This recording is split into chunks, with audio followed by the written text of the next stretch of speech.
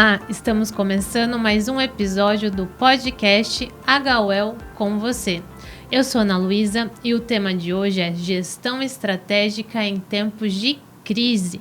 E para falar com a gente sobre o assunto, duas convidadas mais do que envolvidas no tema. Conosco hoje, a superintendente do Hospital Universitário da UEL, Vivian Feijó, doutora em enfermagem pela Universidade Estadual de Londrina, mesma instituição de sua graduação e de seu mestrado em saúde coletiva. E também a farmacêutica Marcele Nobre de Carvalho, docente do Departamento de Saúde Coletiva da UEL, doutora em Ciências Farmacêuticas pela Universidade de Brasília, membro do Conselho Fiscal da Escola Nacional dos Farmacêuticos e do Conselho Municipal de Direito das Mulheres de Londrina. Bem-vindas! É um prazer receber vocês aqui. Lembrando que esse episódio está disponível em áudio no canal do Spotify HUEL com você e também no YouTube, no canal Hospital Universitário da UEL. Vamos começar com a Marcele. Marcele, a pandemia de Covid-19 já é um dos grandes marcos deste século. Naquele período, a população estava apreensiva, com medo, era uma situação totalmente nova. E a gente teve que lidar com esse cenário e também com informações falsas circulando que só atrapalharam naquele período, né? Eu queria que você explicasse sobre o projeto Safety, que foi criado para combater essas informações falsas. Ele já está completando 4 anos agora. Queria que você contasse o processo de criação, o objetivo dele. Ana Luísa, primeiro eu quero agradecer, dizer que é um prazer estar aqui com você, né, no HUEL, com você, nesse espaço tão importante para a comunidade. Agradecer aqui porque eu estou dividindo essa bancada com a Vivian, superintendente do HU, né, então é uma honra, né, e um privilégio estar aqui com essas mulheres nesse dia de hoje, gravando esse podcast. Bom, o projeto Safety ele surge exatamente logo após a suspensão das aulas na graduação na Universidade Estadual de Londrina. Dia 16 de março, portanto, a UEL decidiu que a partir do dia 17 as aulas da graduação estariam suspensas.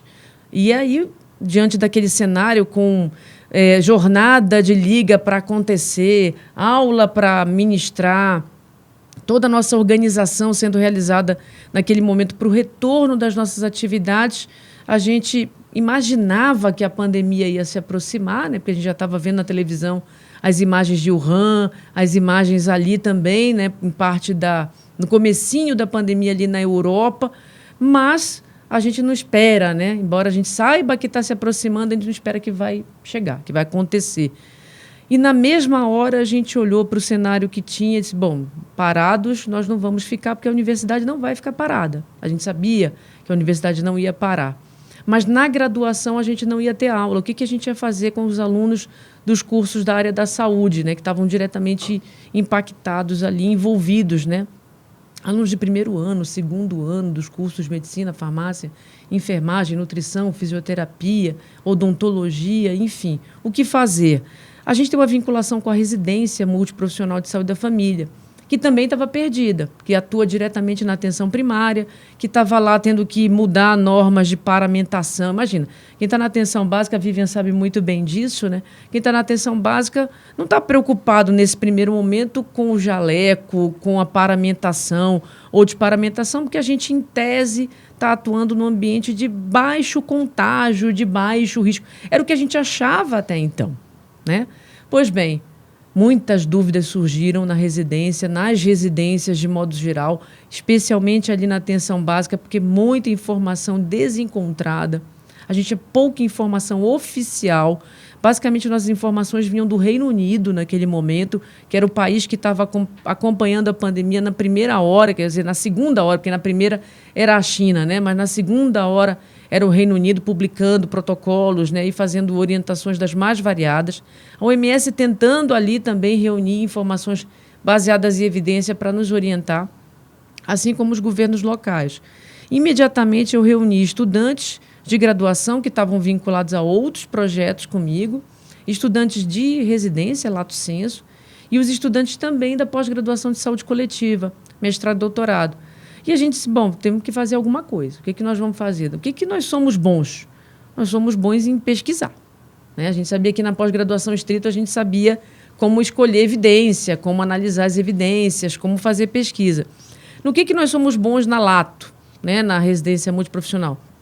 Bom, nós somos bons ali no cuidado, na atenção primária, no contato direto com as pessoas que estão no território. E os alunos de graduação? Bom, a gente sabe rede social. A gente consegue trabalhar com o Instagram, tanto que foi a nossa primeira rede social. Bom, então nós precisamos reunir essas informações que estão dispersas, muita informação circulando por WhatsApp, sem fonte ou com fonte duvidosa. Precisamos reunir essas informações e ofertar informações corretas. Como fazer isso? Bom, a gente não sabia como é que ia fazer isso. Essa é a verdade, né? A gente estava começando tudo. Imagina isso em março de 2020 e o mundo desabando. Bom, vamos começar fazendo reuniões, olhando o que tem publicado no mundo inteiro. O que era o mundo naquele momento? Era basicamente os países avançados na época que tinham alguma informação, os Estados Unidos também na sequência, basicamente em inglês. Então esse era o idioma que estava circulando, informação confiável, correta naquele momento. Vamos olhar essas informações e dispará-las em canais de comunicação viáveis. Qual seria o primeiro canal para os nossos estudantes, né? Pensado por estudantes e para os estudantes? O Instagram. Era a grande rede social naquele momento. Acho que até hoje ainda é a grande rede social, né? E a gente acabou usando o Instagram para disseminar informações corretas, disseminar informações confiáveis, tirar dúvidas sobre o vírus, sobre a doença, sobre como se proteger. Naquele momento, vocês terem ideia, né, para quem está nos ouvindo e quem está nos assistindo, vai recordar que a gente não usava nem máscara. Naquele momento, a gente passou a usar máscara meses depois.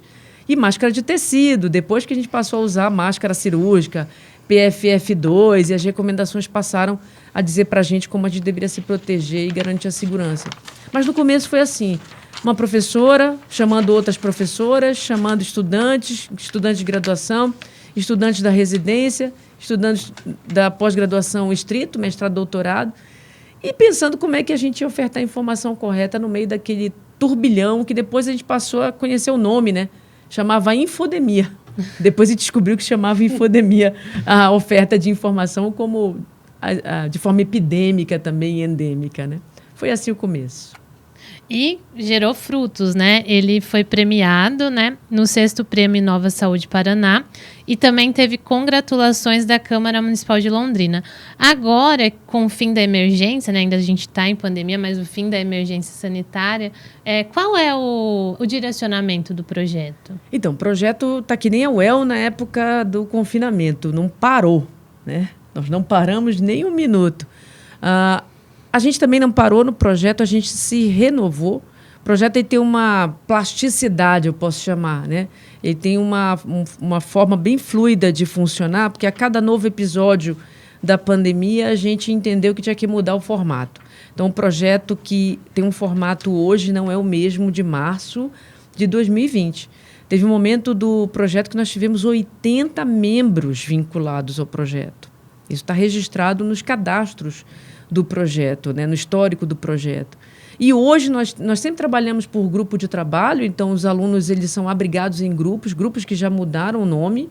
Então, à medida que a pandemia foi avançando, foi arrefecendo, foi deixando de ser emergência, a gente também foi mudando a formatação do projeto. E hoje o projeto continua com produção textual, a gente continua produzindo textos, traduzindo textos, né, porque nós estamos numa fase que é muito interessante também, que é a fase de olhar para a pandemia no retrovisor. Então, estamos olhando para trás para ver o que nós aprendemos, se aprendemos alguma coisa, como aprendemos sobre essa pandemia, né? E também avaliar os efeitos da pandemia. O que ficou? Teve um momento, logo depois da emergência, do fim da emergência, que a gente não queria falar de Covid. Né? Entramos numa fase de negação da pandemia, não queríamos saber. Tudo bem, esse processo a gente sabe que é natural dos eventos traumáticos, mas agora a gente já está numa fase de olhar para o que aconteceu e avaliar tanto como foi aquele momento, o que nós produzimos de resposta para aquele momento e também olhar os impactos daquele momento sobre a nossa sociedade.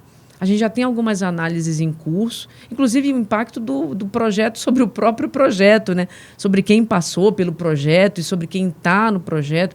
A produção, para você ter uma ideia, a gente produzia com tanta velocidade, toda segunda-feira tinha que publicar boletim, que foi um um dos produtos do Projeto Safety. Foram 107 boletins publicados ao longo desses quase 4 anos de existência do boletim, que a gente nunca parou para avaliar o que a gente produziu. A gente parou para avaliar este ano. Né? Fizemos a catalogação dos materiais, a análise dos materiais, e de Instagram ainda está em curso, porque a gente chegou à conclusão que não dava para, em 6 meses, levantar mais de 600 cards produzidos e publicados no nosso Instagram. Então, tem uma equipe hoje do GT Divulgação, que está debruçada fazendo análise desse material, e vem aí um catálogo. A gente vai publicar um catálogo físico com esses cards, contando a história das publicações desses cards no Instagram. E a gente já está numa outra fase do projeto, que é uma fase em que os grupos de trabalho, epidêmio, produção de texto, divulgação, ativadores, e tem mais um grupo que eu devo estar esquecendo, e jornalismo, lógico, né? Tem que lembrar do grupo jornalismo, né? São 5 grupos de trabalho. A gente está numa fase de novos produtos. Então, quais são os novos produtos? Vem uma revista, eu não posso anunciar ainda quando que a revista vai estar no ar, né? Porque a gente está dependendo de estudantes e do próprio grupo de jornalismo que vai apoiar a gente na execução dessa revista. Mas é uma revista inspirada na Hades, que é uma revista da Fiocruz, uma revista bastante antiga, uma revista de jornalismo, mas jornalismo em saúde, bem interessante. E vem aí videocast, vem aí uma nova websérie sobre vacinação. Então, vem 10 episódios aí sobre vacinação. E vem também alguns materiais olhados, né, nessa perspectiva para trás. Então, 4 livros, um livro sobre jornalismo opinativo, um livro sobre a produção da área jurídica, porque nós tivemos uma produção enorme na área de jurídica, o GT Jurídico, que fazia a análise da pandemia à luz do direito. E vem também um livro de entrevistas. A Vivian deu entrevista para a gente no projeto, né, tem publicação dela e de outras pessoas, então vai sair nesse livro também. E vem um livro sobre a história do Projeto Safety, além de eventos e aí o futuro... Muita coisa o futuro vai dizer. Vivian, a gente está falando de gestão estratégica em tempos de crise, e a Covid, para todo mundo, foi a grande crise que aconteceu nos últimos tempos. Cada um foi afetado de uma maneira, mas aqui o Hospital Universitário seguiu com a sua tradição de vanguarda, né? A gente teve grande destaque durante a pandemia. Você já estava na sua primeira gestão como superintendente aqui do HU, e aí eu queria que você compartilhasse essa sua experiência nesse desafio, que foi o grande desafio de todos nos últimos tempos, mas no HUC, no Hospital de Referência, foi diretamente afetado. Bom, vamos lá. Primeiro, né, boa tarde a você. Parabéns, mais uma vez, pelo podcast HU com você. Eu acho que é um dos legados que está aqui muito bem representado pela professora Marcélia, a qual também quero deixar minha deferência em relação ao trabalho e à parceria na gestão de crise desde o começo e até esse momento. Hoje a gente colhe frutos através dessa inovação e da tecnologia, no potencial dessa comunicação, através dos manuscritos, do Instagram, dos podcasts, como um legado mesmo importante desse processo de crise que nós transpusemos com muito trabalho, com muita superação. Fomos um time muito aguerrido desde o começo e nós não sabíamos a dificuldade que viria. Lá atrás, em 2009, nós tivemos uma ameaça de pandemia, que foi o H1N1, e que nos apresentamos, porém, o inimigo, ele se acovardou, né? Vamos dizer assim, nos preparamos um pouco, né, de uma condição muito apequenada, perto do que aconteceu na pandemia da Covid-19, mas achávamos que tínhamos condição, porque já tínhamos nos apresentado, junto com a infectologia, nas décadas passadas, né? Então, lá no final de 19, janeiro de 20, o HU foi convidado, junto com os outros HUs, pela Secretaria de Estado do Paraná, e nós nos apresentamos pelas características institucionais relacionadas de forma íntima com a academia, que traz toda esse arcabouço teórico necessário dessa construção, ao quantitativo de pessoas que nós temos no agir, no fazer,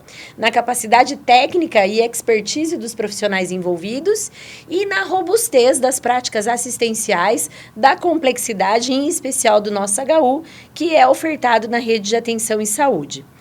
naquele momento, de forma muito apreensiva, nós não recuamos a nossa responsabilidade, mas é claro que tivemos medo, é claro que tivemos que reunir muitas mentes pensantes no sentido de fazer um diagnóstico institucional da nossa capacidade técnica de prestação de serviço numa doença nova que se apresentava, bem como a professora acaba de colocar, o que a gente via era muito pouco e muito confuso. Nada se tinha certeza. Então, a Europa começou na China, depois foi para a Europa, né? Então, Ásia, Europa, América e Brasil.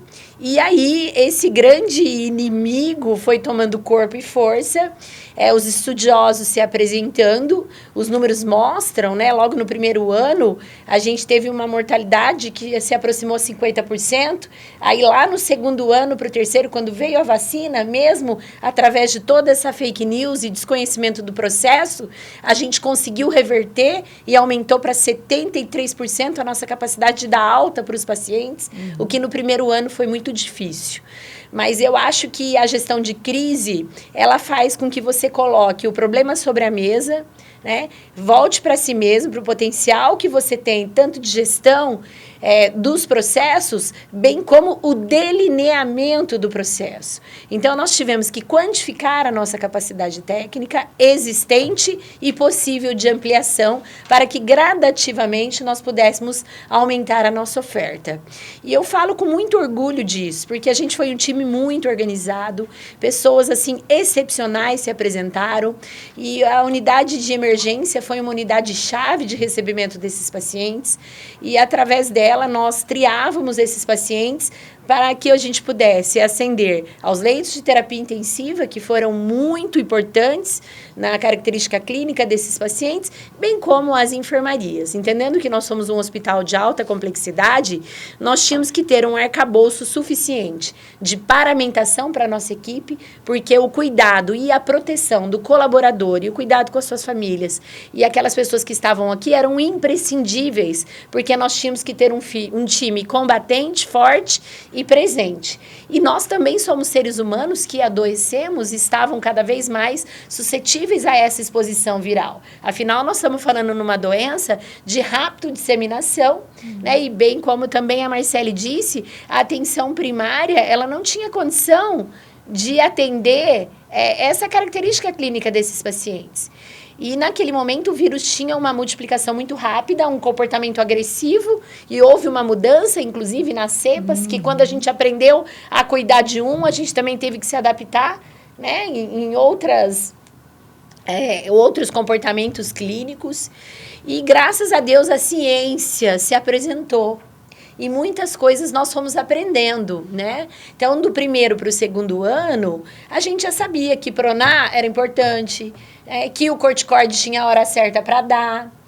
E eu acho que movimentos como esse, que a Marcele disse, de qualificar a informação, foi muito rico, né? Eu acho que esse Fla-Flu, que colocou a ciência, a equipe médica e os profissionais de saúde na berlinda, entre o que eu acho e o que se deve fazer pautado em evidências, foi muito difícil. Porque nós somos questionados por pessoas leigas, nós somos questionados por alguns profissionais que mercantilizaram a prática, né? E sempre temos as pessoas que se oportunizam do sofrimento, né, para ganho individual e não do coletivo. Então, tudo isso foi muito desgastante e teve que ser enfrentado. Então, na gestão de crise, é muito importante que você traga pessoas que têm conhecimento, que têm o mesmo propósito que você na construção desse processo. Nós trabalhávamos praticamente 16 horas por dia. Eu e a minha assessoria saímos daqui muitas vezes mais de 10 horas, pensando nas aquisições que eram possíveis, nas mudanças de processo, nos protocolos assistenciais que foram implantados, porque tudo era diferente. Desde a paramentação do indivíduo, a forma com a qual ele era abordado, qual era o momento terapêutico, quais eram os medicamentos que seriam precisos, e isso tudo custava horas de trabalho para que nós pudéssemos nos organizar, definirmos os protocolos e, acima de tudo, além da definição escrita e organizada e validação, era a implementação, com uma carga horária exacerbada de treinamento e disponibilidade. Lembrando que a equipe foi muito incrementada na limpeza, na segurança, na assistência, né, nas suas diversas frentes. A equipe da fisioterapia, da reabilitação, assumiu um protagonismo muito importante na questão da via aérea desses pacientes. Os treinamentos dos intensivistas junto aos emergencistas, o reforço na área médica com duplicação, triplicação de profissionais e bem como a enfermagem, que é um carro-chefe muito importante das práticas assistenciais. Isso, além de ser escrito e desenhado, isso foi implantado, né? Então, assim, a criatividade, essa questão da oportunidade da crise, né? Gerar um aprendizado coletivo que reuniu pessoas muito boas e que mostrou a força do Sistema Único de Saúde e o protagonismo de um hospital universitário como o nosso, junto à universidade, para que a gente pudesse apoiar não só a Secretaria de Saúde, que era o nosso grande chefe coordenador do COESP, que era um comitê organizado para que o serviço fosse padronizado. E, nesse momento também, a saúde suplementar se misturou com a saúde pública. E nós fomos força, nós fomos energia e nós fomos um turbilhão de ideias para que a gente pudesse operacionalizar as práticas de diagnóstico e triagem desses pacientes da cidade como um todo. E o HU se posicionou, teve a sua referência. O nosso laboratório de análise clínica ocupou um espaço muito importante do diagnóstico. Até pouco tempo, nós fazíamos teste de Covid, porque o nosso laboratório foi o primeiro, além de Curitiba, para se credenciar no diagnóstico. Então, isso foi pesquisa, isso foi vontade, isso foi união, foi resiliência, foi persistência. E adaptação, né? Porque foi uma crise que não foi pontual. Durou muitos anos. Praticamente 3 anos, né? E tendo a equipe que se flexibilizar para também ir se adaptando conforme as informações corretas iam chegando. O HU, inclusive, participou, né, de alguns estudos sobre... Estudos multicêntricos, né? Então, assim, aquela história, né, da cloroquina, da ivermectina. No começo, nós demos cloroquina e ivermectina. Mas nós entramos num estudo multicêntrico, junto com as grandes... Com responsabilidade, com autorização daquilo que é ético e legal. Fizemos isso junto aos grandes hospitais que pesquisam também do Brasil, de forma ética, séria e organizada. Quando as evidências não apresentaram mais, nós revisamos a rota. Da mesma forma, ética, séria e organizada. Então, eu acho que tiveram 2 pontos para encerrar essa primeira fala. O diagnóstico situacional referente à infraestrutura, a recursos humanos e material médico hospitalar, né, e medicamentos, que eram a base fundamental para que o hospital estivesse pronto para a guerra. Nós montamos o nosso arsenal necessário para esse grande enfrentamento que foi a Covid-19. Eu já vou até vincular com a próxima pergunta, porque você falou do laboratório, números grandiosos. Sim. E o HU, como um legado da pandemia, que foi uma situação difícil para todos, mas aqui no HU a gente teve alguns legados. Eu queria que você falasse um pouco dos números antes da pandemia e o que acabou ficando. Você, né, como gestora, aqui em Londrina, a gente teve a oportunidade de ter um hospital de referência estruturado, né? Você também ofereceu essa parte física aqui do HU. E depois da emergência sanitária, os números permaneceram altos. Não é que voltou ao que era antes da pandemia. Eu queria que você falasse um pouco da relação desses números. Quando eu falo para vocês que a crise gera oportunidade, né? Eu sempre falo que no primeiro momento vem aquela ansiedade. Será que nós vamos dar conta? Será que vai ser possível? Foi o momento de vocês. E agora? O que nós vamos fazer? Né? E eu acho que a gente se reinventa. 294 leitos para a gente era muito. e nós éramos uma grande referência no estado. E nós tivemos picos de abertura de leitos que nós atingimos 456 leitos. Em alguns momentos, chegamos a 100 leitos de terapia intensiva. Isso é um número gigantesco para um hospital do perfil do nosso, com o quantitativo de pessoas que a gente tem. Nós nos tornamos o maior hospital público, Escola Estadual do Paraná. Nós temos hoje, como legado assistencial para a instituição, nós saltamos de 294 leitos para 430 leitos físicos lá, ofertados, que estão extremamente utilizados. Nós conseguimos colocar a nossa nova maternidade para funcionar, através de investimentos que se concretizaram também na oportunidade dos investimentos da pandemia. Né? Então, isso acho que é fruto de um trabalho coletivo muito importante, um trabalho assistencial, um trabalho político do Estado que acreditou no potencial do HU e investiu, porque precisa de recurso. Mas esse recurso poderia ter ficado estagnado, poderia não ter se transformado em atos concretos, como instalação de oxigênio, como instalação de rede de ar, né? Como toda essa parte de infraestrutura que nós mobilizamos. Era um prédio pronto, mas que não tinha cama, não tinha cadeira, não tinha mesa, não tinha ar-condicionado, não tinha nada que desse vida para uma possibilidade assistencial. E o prédio da nossa maternidade foi o nosso antigo HR, nós construímos um hospital de retaguarda, não só para a cidade de Londrina, mas praticamente metade do Paraná. Recebemos pacientes de muitas regiões, né? Então, um salto de 53% é para os fortes. E o HU foi forte, a universidade foi forte, o governo do estado aportou logo no início 21 milhões de reais. Eu acho que a gente fez um plano de contingência sensacional que deu conta. Eu sempre conto essa história, que eu tinha um sonho de menina enfermeira nessa instituição, de ter uma frota de respiradores e monitores. E isso estava em ata de registro de preço antes da pandemia. Então, eu sou uma pessoa de fé, eu creio que foi o Espírito Santo que me soprou, e nós saímos na frente. Quando todo mundo tentava comprar, nós tínhamos empresas comprometidas nas nossas atas que tinham que entregar. Então, nós compramos mais de 30 respiradores. Nós ficamos com uma frota de mais de 120 respiradores.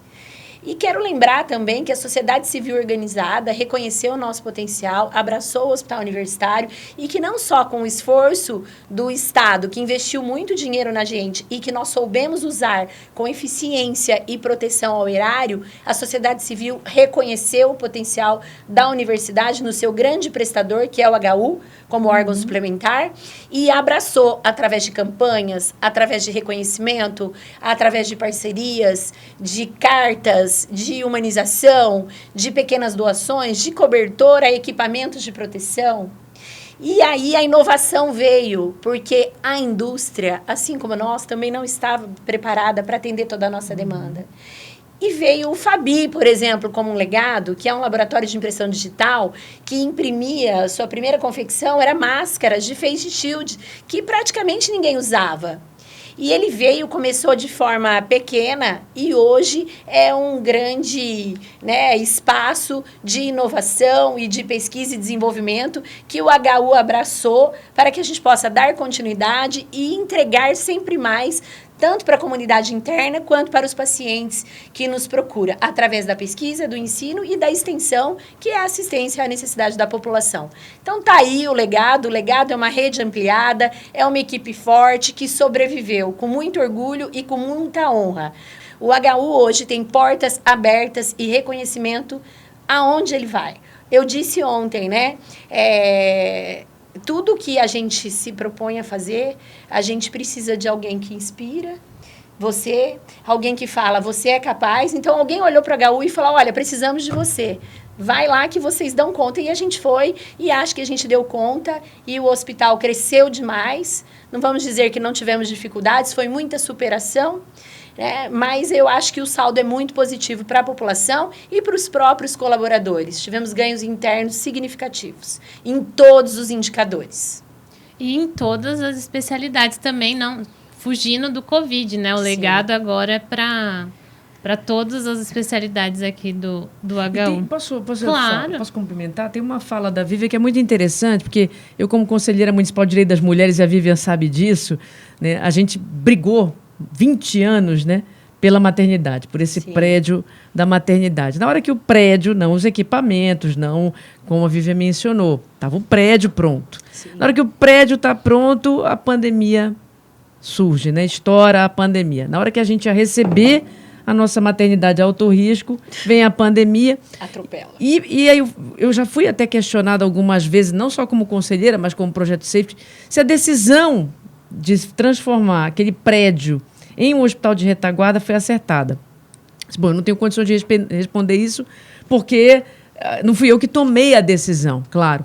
Mas eu posso dizer o seguinte, que a experiência de Londrina é uma experiência diferente.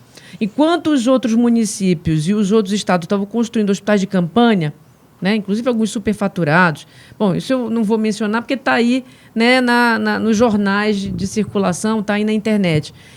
Londrina foi junto com a Vive e tomou a decisão de nós temos um prédio, o prédio está pronto, precisamos equipar, tem recurso, temos uma pandemia, como a Vive mencionou, ela aproveitou uma oportunidade, né? Estamos diante de uma crise, tem recurso para aportar dentro dessa crise. A gente sabia que na emergência sanitária a gente tinha uma certa flexibilidade, né, Vivian, de uso de recursos públicos.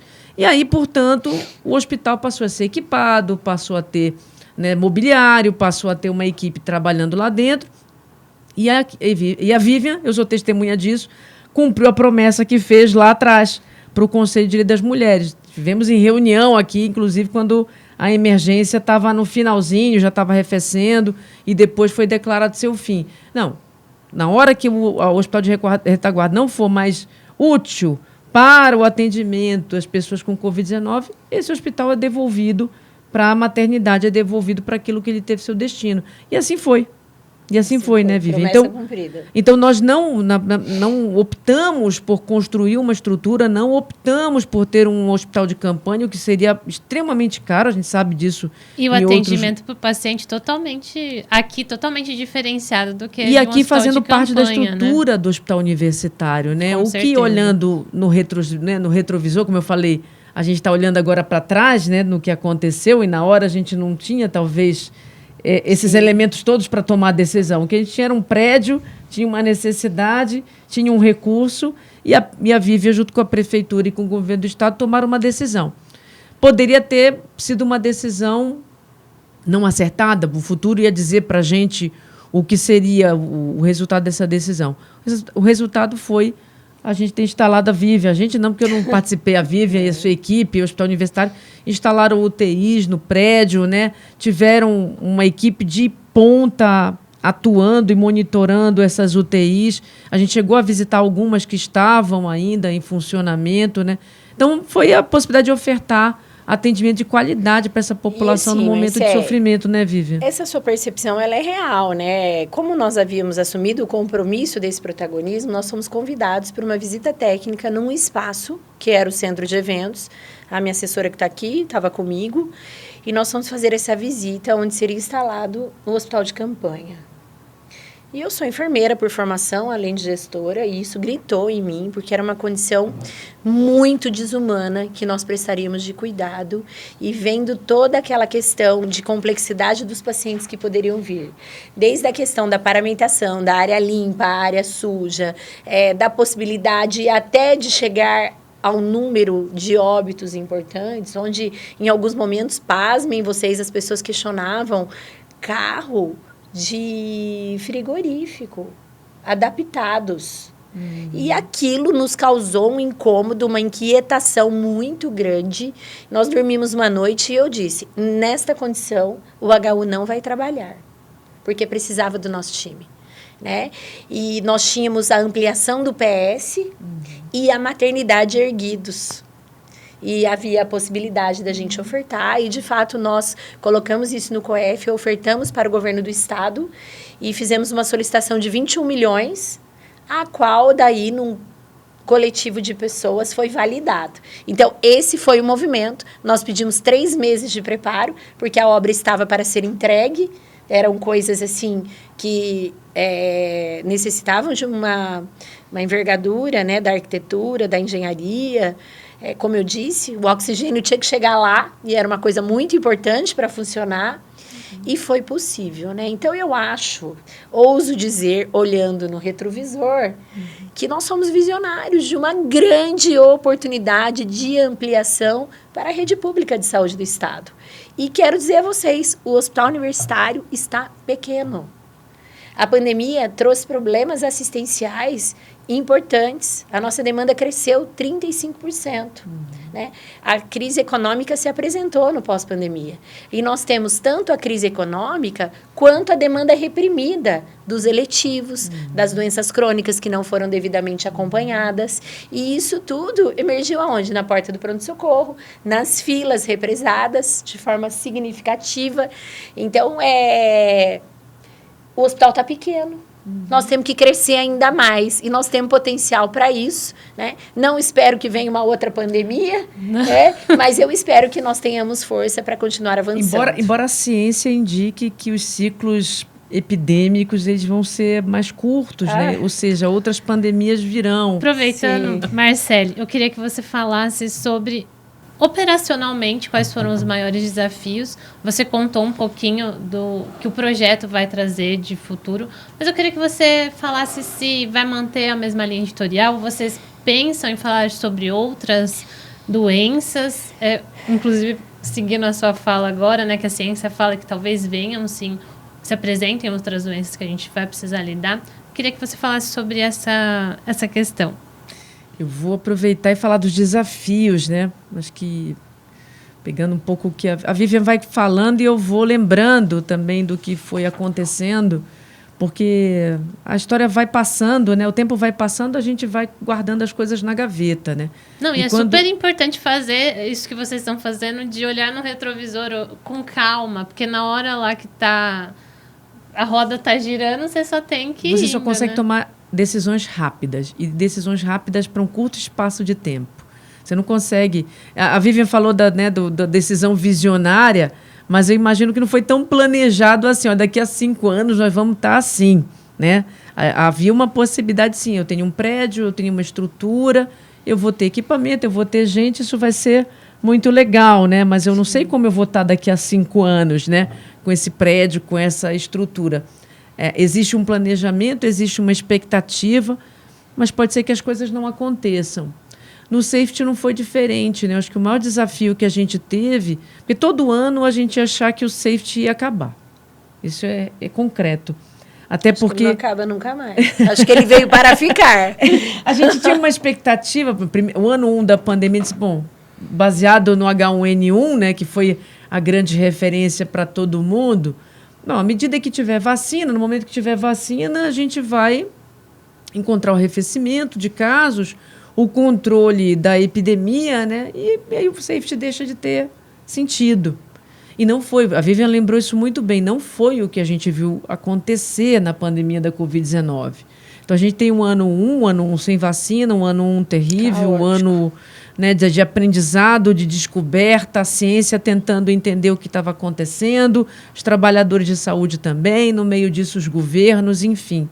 Quando a gente chega no ano 2, que é o ano que a gente tem vacina, a gente tem um pico ali em março, se eu não me engano, março, abril, né? Bom, tinha começado a vacinação, tinha começado ali a primeira dose, não tinha muito ainda impacto, né, a vacinação. À medida que a vacinação foi evoluindo, e os números são muito, muito concretos, muito evidentes, né, da relação vacinação e controle da pandemia. Acho que não tem como negar. Tanto de positivos quanto da mortalidade, que eram 2 indicadores, né? Exatamente. Eu acho que qualquer pessoa que seja anti-vacina, que esteja ouvindo ou assistindo a gente, assim, não faça isso. Né? Repense a sua posição, porque os gráficos, os números, né, as evidências produzidas naquele momento demonstram que, mesmo com vacinas, nenhuma era experimental e nenhuma era desconhecida. Todas eram plataformas conhecidas, todas plataformas que já estavam em curso. O que era novo era a vacina para a Covid, porque a doença era nova. Isso. Uma doença nova, a vacina é nova. Você não sabe o que vai acontecer com o sistema imunológico das pessoas diante de um cenário real. Mas as plataformas de desenvolvimento e produção, elas já existiam.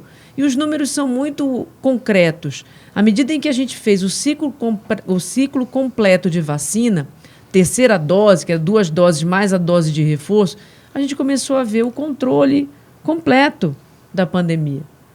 E aí, quando você avança nas outras camadas, né, nos outros grupos, além dos grupos prioritários, para todos os outros grupos na vacinação, aí se aumenta e se intensifica a proteção.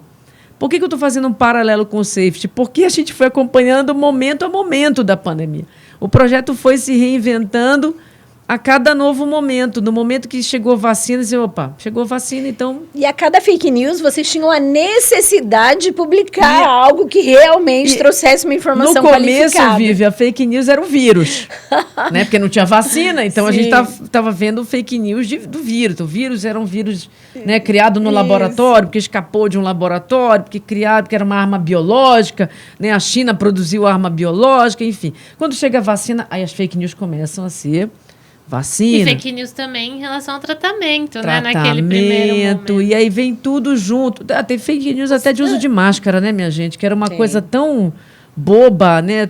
Seria uma coisa tão fácil, talvez, de você orientar as pessoas não usavam, porque também tinha fake news sobre máscara. Que máscara impedia a pessoa de respirar, que máscara, que se o paciente fosse asmático ou tivesse algum problema, ele não conseguiria respirar direito, não conseguiria falar, ninguém conseguiria... E as pessoas sobreviveram usando máscara, inclusive PFF2, com alta capacidade de vedação, e a gente sobreviveu. Alguns usam até hoje. Né? Eu usei até pouquíssimo tempo atrás, viu? E ainda uso em avião. Até hoje, se eu embarco em avião, eu coloco a máscara cirúrgica para me proteger. Tem algumas coisas da pandemia que a gente deveria ter continuado, inclusive, a fazer, né? Eu continuo andando com o meu alquinho, continuo lavando mão, né? Continuo sendo a paranoica da mão. Acho que as pandemias vieram para mostrar para a gente o quanto é importante hábitos, né, do dia a dia, hábitos saudáveis, mas também a pandemia também veio para mostrar para a gente que nem todo mundo tem acesso igual à água, acesso igual a produtos e serviços. E acho que um dos desafios que a gente encontrou, voltando para esse lugar, parece que eu não vou fechar, mas eu vou fechar, né? Se refere ao financiamento. Né? A gente está falando, Vivian falando aqui, me lembra assim, a importância do SUS. Né? Estou até com o Zé Gotinha aqui para lembrar a importância da vacinação, a importância do Sistema Único de Saúde. Quem não conhecia o SUS, quem não tinha ouvido falar ou achava que o SUS era para um determinado grupo ou outro da sociedade, viu no HU, viu na força do SUS, da atenção primária. O SUS se colocou. O SUS ajudou a gente a enfrentar tudo, inclusive as fake news, inclusive aqueles que eram contra o Sistema Único de Saúde, que são contra até hoje. Se não fosse o Sistema Único de Saúde, a gente teria ultrapassado e muito os números de morte, que hoje ainda são gigantes, subregistrados, mas são gigantes os números do Brasil, né?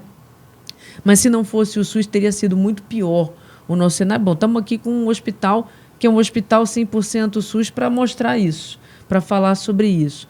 Mas a gente ainda tem um financiamento precário, não só para a política pública, mas, no meu caso, para pesquisa, para extensão. O Projeto Safety é um projeto de extensão da Universidade Estadual de Londrina. A gente está no Centro de Ciências da Saúde, que talvez seja um dos centros que mais faça extensão dentro da universidade. A área da saúde é uma área extensionista por vocação, por característica, por natureza, né? Porque presta serviço, porque está na comunidade, faz assistência também. Muito bem. Mas mesmo havendo algum aporte de recursos, como a gente teve também, não só para o hospital, mas também para projetos de extensão, isso a UEL está de parabéns. Na primeira hora se criou um grande projeto que é o UEL pela vida contra o coronavírus. Acho que a Vivian lembra disso, né? Ajudou o município, né? Nos dados epidemiológicos, na telesaúde, na telemedicina. Perfeitamente. Foi um aporte de recurso do governo do estado do Paraná para a extensão universitária naquele momento. E quem deu conta dos dados do município foi a comunidade universitária, que deu total apoio para a diretoria de atenção à vigilância epidemiológica. Exatamente. Que tem uma equipe pequeníssima, né? As prefeituras todas têm foi uma equipes... troca, né? Foi a equipe técnica deles com a equipe nossa. Exatamente. Tanto vocês quanto a parte de estatística, né? O próprio hospital, que tem o seu núcleo de vigilância epidemiológica, foi né? muito legal. É isso que eu falo, que a oportunidade que gerou, né, dessa interação e dessa construção, ela com certeza fez a história e a diferença na história, né? E a gente somou, né, Vivian? Eu entrei aqui, eu tinha 17 leitos de terapia intensiva. Só na pandemia, nós credenciamos oficialmente 35 leitos a maior de unidade de terapia intensiva. Hoje eu ainda suspendo cirurgia eletiva por falta de leito de UTI. Então, assim, eu penso que o SUS ele é exemplo mundial, né? E não é porque ele tem problema que ele não é bom. Ele precisa ser aprimorado, melhorado. O que a gente construiu na década de 80 precisa ser revisitado, né? E o que é forte tem que continuar forte. E o que não combina mais, né? Essa tecnologia que nós estamos usando aqui, não tinha lá em 80. Né? A população que usa hoje e quem está sendo formada na saúde hoje não tinha a mesma visão sanitarista dos nossos lá. Outro dia eu vi o Nelson falando, olha... Não tá mais, precisa melhorar isso aqui. Eu falei, nossa, se ele acha isso, então não tô tão equivocada. Você tava lá comigo, né? E aí fiquei feliz de ver isso, né? Que eu acho que a gente às vezes se apega, né? Fica enraizada nessas questões e a gente precisa se reinventar sempre. Essa questão da vacina que a Marcele falou é um divisor de águas, claro. E aí o efeito colateral dela ficou muito emergente. As pessoas tiveram medo, a fake news atrapalhou. E eu acho que quando você tem uma grande vacinação em massa, é óbvio que o maior número de pessoas vai apresentar um efeito colateral. Claro. E, de fato, ele existiu, né? Ele como foi... toda vacina, né, Vivi? Isso. Toda vacina quando a gente tomava aqui, ó, toda né, vacina no vai braço, ter reação. Criava feridinha, alguns faziam febre, né? Vamos falar de uma forma bem leiga, e é bem isso que acontece. Então, a vacina teve efeito colateral, sim. E como muitas pessoas tomaram, o efeito foi agigantado.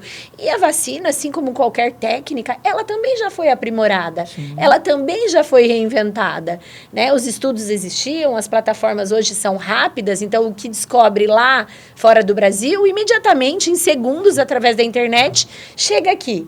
Então, eu acho que essa agilidade... E nós estamos na ponta da produção também, né? A gente estava conversando aqui antes da gravação começar, mas o Brasil com a Biomanguinhos, né, com a Fiocruz, sim, faz parte dos grandes produtores de vacina do mundo. É protagonista, né? A Fiocruz é protagonista. Então, nós fazemos pesquisa de ponta, nós fazemos desenvolvimento, nós fazemos produção, nós abastecemos o mercado nacional, na época, né? Butantan e Fiocruz, os dois grandes institutos brasileiros, né, 100% nacional, né? Então, é o dinheiro do contribuinte brasileiro que vai para essas instituições, que vem para o HU, que sustenta o HU, que vai para os institutos de pesquisa, que vem para cá para o CCS, que vem para a universidade, para a gente produzir projeto de extensão, pesquisa, enfim.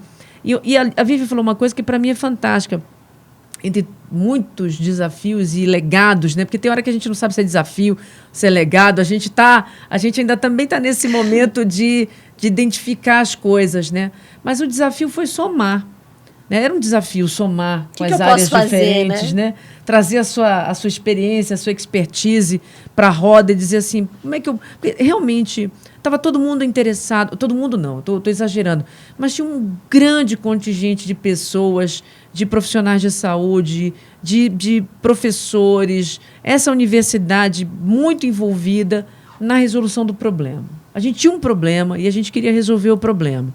Acho que isso é um desafio legado da pandemia, né? Então, como a gente fazer coisas mais articuladas do que a gente fazia antes? A gente teve um momento que, de fato, a gente saía cada um fazendo seu projeto, cada um na sua ação, cada um no seu lugar. Acho que a pandemia, por ter sido um desafio global, desafio colossal, né, obrigou e continua obrigando a gente a se manter unido, a manter os nossos esforços, nossos projetos, nossos esforços, nossas ações. Outras pandemias virão. Estamos numa epidemia de dengue ainda, né? Outras epidemias e pandemias virão. Se a gente não trabalhar articulado, se a gente não conseguir somar esforços, a próxima que virá, a gente não vai conseguir enfrentar como a gente teve dificuldade de enfrentar no começo dessa pandemia, porque a gente demorou muito tempo para um tempo pandêmico, vamos combinar, né? Porque a gente respondeu rapidamente. Mas a gente demorou algum tempo para somar, para criar esforços para somar e enfrentar a pandemia. E no meio disso tudo, claro, o negacionismo, as fake news, que atrapalharam bastante, né, quem estava interessado em resolver o problema. Né? Vou aproveitar a sua fala e perguntar para a Vívia. Você já falou um pouco sobre, mas queria que você acrescentasse alguma coisa que você acha importante. Como manter o time preparado? Porque você comentou que a gente já enfrentou uma possível pandemia lá, que não acabou, né, virando. Mas como manter o time preparado para essas crises, né? Eu acho que mostrando para todo mundo que valeu a pena, sendo grato, cuidando dele no momento de crise, da família dele. O DASC está aí, nós temos uma divisão de assistência à saúde da comunidade, que hoje todo mundo tem o SAS, que é um sistema, né, de convênio médico do funcionalismo público, mas a gente tem o DASC do HU, que foi um grande sentinela, né, para os colaboradores aí. E a gente cuidou da saúde deles e da família deles com muito amor, com muito carinho, com muita dedicação. Eu acho que isso foi fundamental. E aí, quando eles trabalham no lugar onde eles veem crescimento e resultado, eu penso que, assim como eu, é difícil quem não vê hoje o que cresceu e o que se transformou no nosso hospital universitário, né? Então, eu acho que tudo isso é motivação. E que, às vezes, eu mesmo revisito as nossas conquistas para que eu possa ter energia para continuar. Porque o cotidiano, ele nos desafia com N problemas. A pandemia passou, durou 3 anos, foram longos 3 anos, e ela deixou agora também um legado de demanda, de readaptação no pós-pandemia. De dar conta de tudo isso que foi represado, né, de reinventar uma rotina. E eu acho que nós temos aí 50% de um time hoje fixo estatutário, nós temos 50% de terceiros, com turnover aí que varia de 20 a 30, mas nós temos um credenciamento de formação de pessoas muito importante. Muitas pessoas têm vontade, curiosidade e precisam trabalhar no HU para que eles ganhem a nossa marca, porque nós somos fortes para enfrentar a crise, para enfrentar o problema. Então, a forma como a gente se apresenta, eu acho que e enfrenta o problema, nos credencia para estarmos prontos para os próximos desafios. O Estado do Paraná fez uma série muito bonita sobre a pandemia e visitou todos os HUs. E eles tinham um desenho, a princípio, acanhado, era um projeto também do Estado de Extensão, e quando eles revisitaram o nosso, fizeram toda uma alteração do projeto pela grandeza das informações que eles encontraram no nosso hospital, através daquilo que a ciência foi produzida aqui, através das práticas assistenciais e protocolos estabelecidos, através dos fluxos dos pacientes que nós mudávamos semanalmente, né? E através de tudo aquilo que a gente tem dividido com as pessoas, de que é possível enfrentar. É possível se fortalecer em time. E muitas pessoas que se achavam sem condição de ajudar, elas perguntavam, o que eu posso fazer? É um abraço? É um cuidado? É uma alimentação? É uma visita? É uma videochamada que eu posso fazer para um paciente que está isolado? Então, foi muito bonito. Eu acho que despertou um sentimento muito bom em algumas pessoas. Infelizmente, alguns se perderam e não se transformaram, né? Mas a maioria, eu acho que tira dessa experiência aí um sentimento exitoso de grandes resultados para a saúde pública. Não tem dúvida do fortalecimento estratégico do Hospital Universitário e da universidade junto à comunidade. Agora uma pergunta para as duas, a gente está chegando no final do episódio. Dicas para quem está ouvindo a gente de como se preparar e aproveitar esses momentos que a gente fala crise, né? Mas momentos de oportunidade. Queria que vocês falassem no geral, não só na questão da pandemia. Podemos começar com a Marcele. Eu sempre fico pensando no começo do projeto, né? O que estava acontecendo ali, naquele momento, que fez com que a gente desse o primeiro passo? É porque a gente tinha um espírito de solidariedade. Eu acho que sem solidariedade, né, não é possível se mover num trabalho que envolve a comunidade, né, que envolve a coletividade. Bom, eu atuo no Departamento de Saúde Coletiva, né? Então, o trabalho coletivo, as ações coletivas estão no nosso DNA. Né? Então, não era possível começar de outra maneira o enfrentamento de uma pandemia dentro do Departamento de Saúde Coletiva. Naquele momento, eu era chefe do departamento também, tinha um outro peso, né? Que além de ser chefe do departamento naquela ocasião, estou ainda na residência, né? E estava acompanhando a residência multiprofissional e estava começando um projeto, né? Que não seria o Safety, seria um outro projeto, mas a pandemia fez com que a gente mudasse um pouco a rota, né? Então, acho que pensar coletivamente, pensar de forma solidária, e acho que, por conta de estar na chefia, né, eu precisava dar uma resposta, sabe? A necessidade de dar uma resposta fez com que a gente se movesse.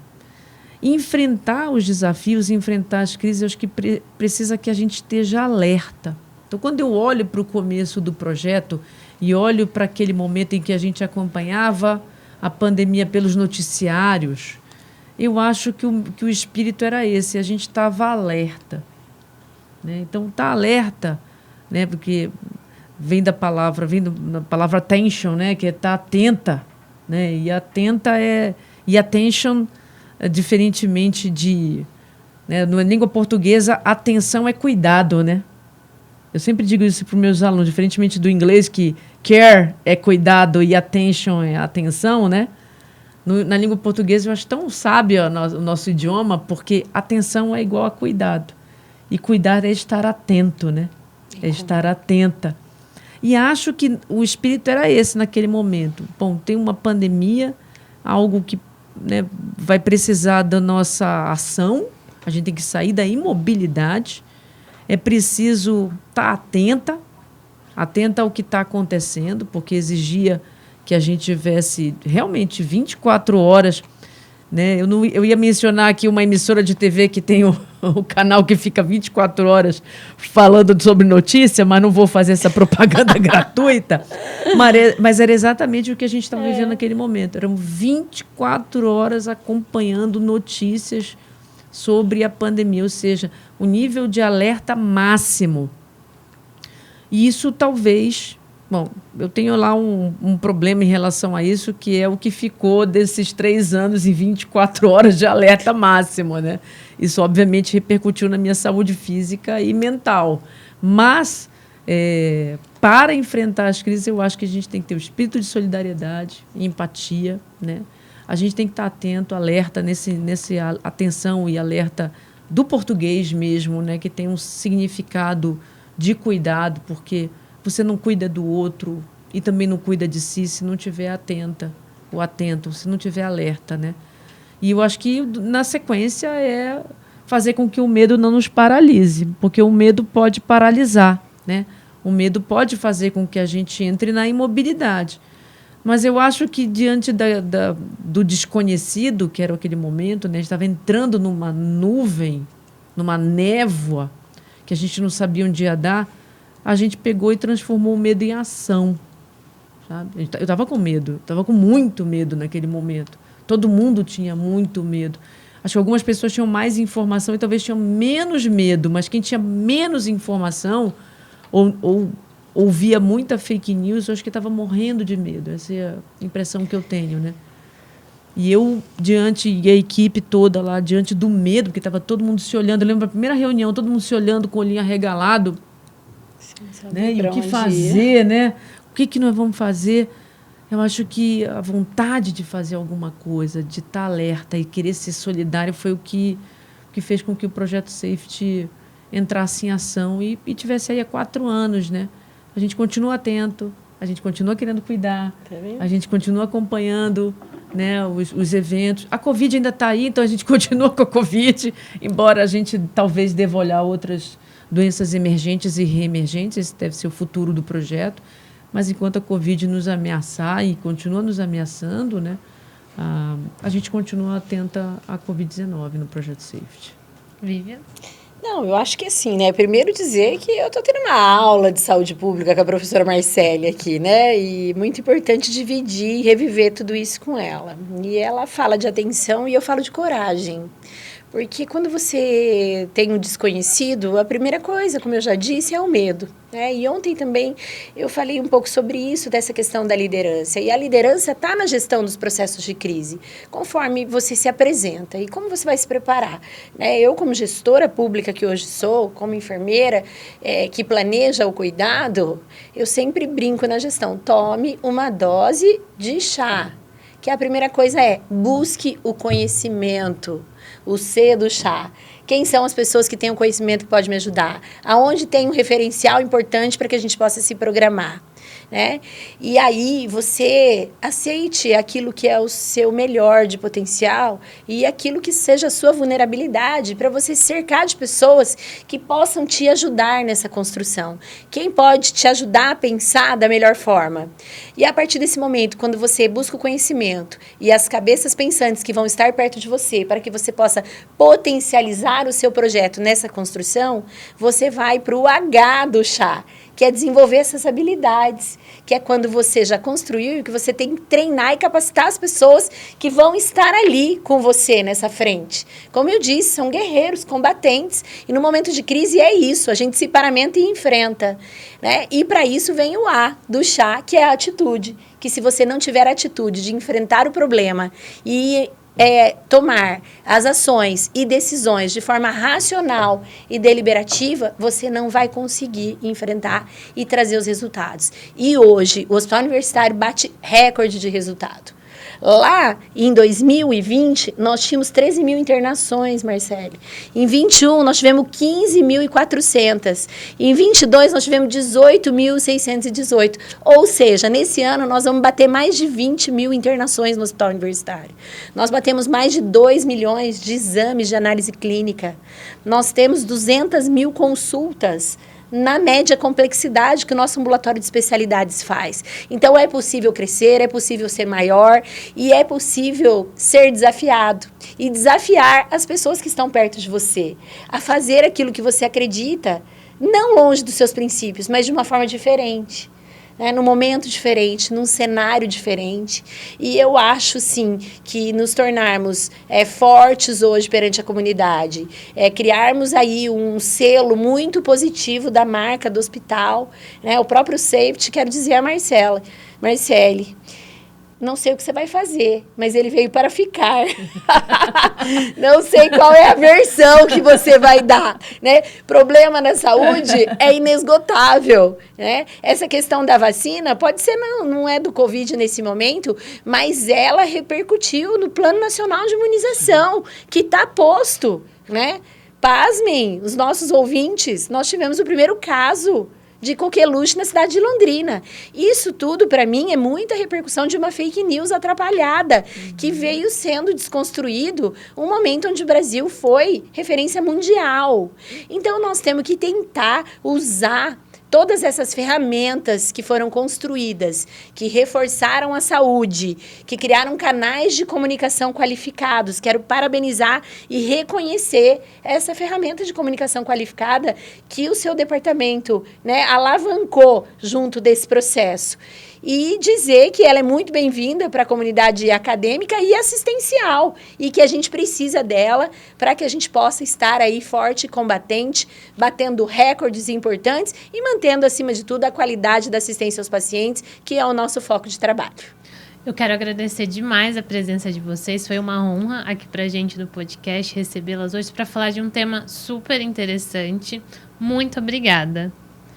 E, se você gostou desse conteúdo, compartilhe esse episódio e até a próxima!